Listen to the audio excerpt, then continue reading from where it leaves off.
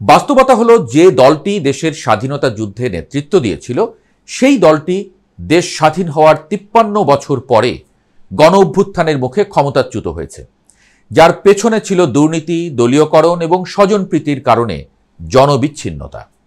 তারপরও তারা জোর করে ফিরে আসার ইঙ্গিত দিচ্ছে। তবে ১৩ই নভেম্বরের লকডাউন কর্মসূচিতে কত লোক সাড়া দেবে, সরকার কিভাবে তা প্রতিহত করবে, এর মধ্য দিয়ে হয়তো আগামী দিনের রাজনীতির সামান্য ইঙ্গিত পাওয়া যাবে।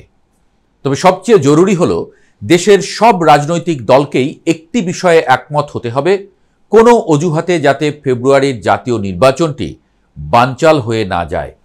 যদি নির্বাচন বানচাল হয় তবে তার খেসারত দেশের জনগণকেই দিতে হবে।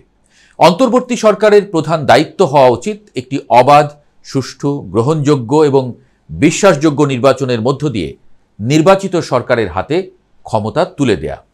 জুলাই সনদ ও সংস্কার সহ অমীমাংসিত বিষয়গুলো নির্বাচিত সংসদেই আলোচনার মাধ্যমে সিদ্ধান্ত নেওয়া উচিত, এমনটাই বলছেন বিশ্লেষকরা।